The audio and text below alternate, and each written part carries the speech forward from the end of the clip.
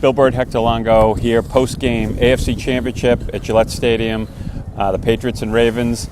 And I don't know if stun's the right word, but the Patriots got their butt kicked. And we've got several reasons why. We could probably look at some of the micro issues and macro issues. Hector, just your observations now and of just today's game. What happened today? You know, the Baltimore Ravens came in here and dominated both sides of the ball, Billy. It was just as much as that. I'm tired of Bernard Pollard dominating, knocking guys out. The Patriots got beat up in the locker room today. There were a lot of beaten bodies in that locker room. They're just the stronger, tougher team won. Yeah, and look, there were injuries. When Talib went out, it's almost like when Talib went out, and Love, look, let's be honest, Love's a key player in this defensive line. It's like it deflated the Patriots, and that's not the history of this team under Belichick. They were shocked by those two injuries. I think shocked is a good word. And, they never recovered. They got stunned, and they never recovered, from those injuries and from that early drive. That 90-yard early drive by Baltimore was really a telling drive. Pats at the ball at the 35. They don't go on 4th and 2. They punt, and Baltimore comes right down the field and scores a touchdown to take the lead. I think that kind of set the tone for the rest of the night. The one thing, and we've basically we've talked about it a lot and written about it a lot. Sometimes Brady's got to carry the team, and this was one of the nights they needed Brady to be great. They needed him bad. He was not good. He right. was not great. Like you could say in the Super Bowl last year, he was just not great. He was adequate. He was not good tonight. He missed open guys. He threw to the wrong guys several times. He threw a couple balls that landed in front of the receivers. And I know it's windy out here. It was just a very subpar performance, and I didn't like the way he closed. He was one of the first guys to give it up, right. And that shows a lot. Look, and I'll say it again, I thought the Patriots were going to win. And even early on in the game, even when Talib went out, I said, well, maybe they're going to hold on here and Brady will have the big game. We saw what happened at the end of the first half. In my mind, that defined the game. It was a time where they could have gone up 17-7. Sure. And again, Brady's had a couple of those brain farts this year. I go back to the Arizona game when they recovered the fumble and had a chance to kick the winning field goal. Instead of moving 15 yards forward, they lost like 2 or 3 yards. And it was frazzled. And it was Brady looked frazzled. To me, that has to come from the sideline, Billy.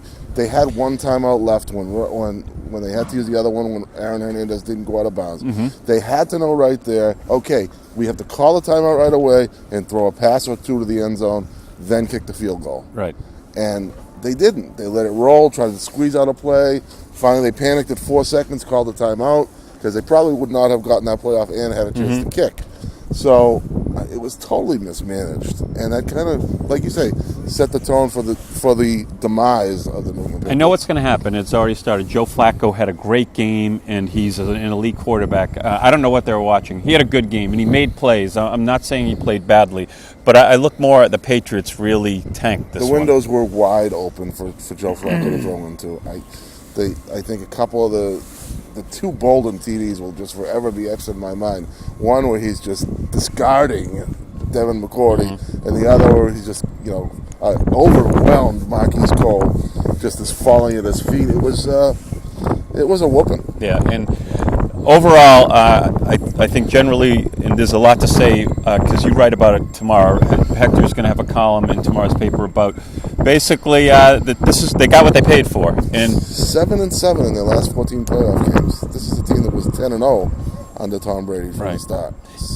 And I'm wondering if championship-driven is really the right word. It might be playoff-driven in being successful. And again, this team is still good. They're going to be very good next year. But I'm wondering, and they did it this year, they basically tried to become a more physical team. They did commit to running the ball more. They ran the ball decently tonight, too. Yeah. And a fumble, a guy gets a concussion and loses the ball. But you know what? He went with his head down, and Pollard decked him, and he lost the ball. It wasn't the Ravens. The Ravens had very few injuries. So the point was the Patriots got tough, but they're not tough enough in my mind. Yeah, they're not there yet. I think we saw that. They're just not tough enough to play against a team like Baltimore. I thought they were. We all undersold Baltimore in the defense. They're a tough bunch of players. despite having Dean Pease as their coordinator there.